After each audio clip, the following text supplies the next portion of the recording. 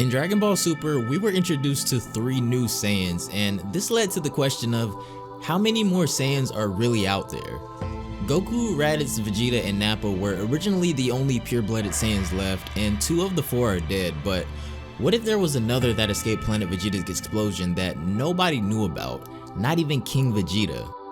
This is a story called Dragon Ball New Age, and it takes place 2 years after the defeat of Omega Shenron in the Dragon Ball GT timeline. Links to the whole story will be down below if you guys want to check it out for yourselves, but this is just part 1. We start our story with Trunks and Pan exploring a cave somewhere. Of course, the first thing they find would be a set of Dragon Balls, but something is different about these. These are black Dragon Balls, and right away Trunks knows that these things have something weird going on, especially after the huge problem they just had a few years prior with the Shadow Dragons.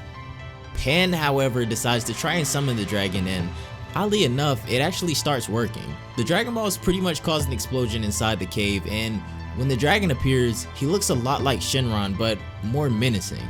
Unlike the regular Earth's Dragon Balls, these can grant 3 wishes. Without any hesitation, the first thing Pan wishes for is for Goku to come back to the mortal world.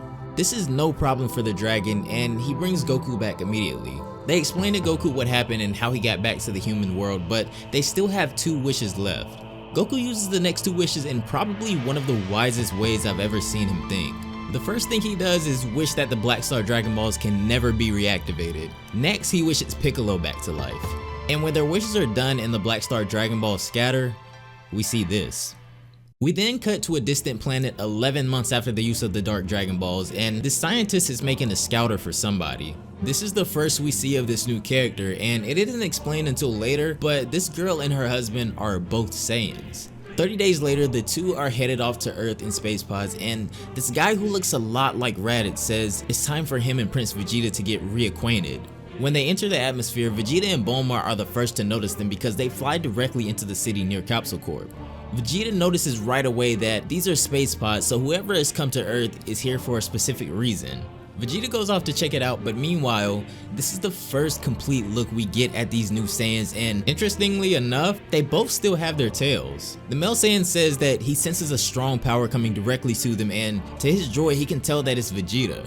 We then get a demonstration of how brutal these 2 are in this scene where the male of the 2 brutally kills a cop, and in that explosion, he destroyed a large part of the city. He caused enough of a disruption to frighten even Vegeta, who at this point can control the Super Saiyan 4 form on his own, and he says that this guy's ki is as large as his and Goku's. Vegeta goes to check it out, but the source of the energy has completely vanished. This is when a voice behind Vegeta says, "It's great to see you again."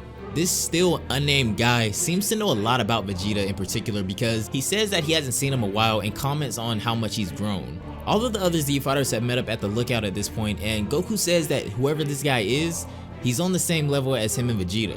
Since Goku, Gohan, and Oob were training as this happened, they're pretty beat up, so Piccolo tells them to go heal up at Korn's place, and he and Goten go to back up Vegeta. Back in West City, Vegeta is still trying to figure out who this mysterious Saiyans are, but this is when we start to learn exactly who this new threat really is.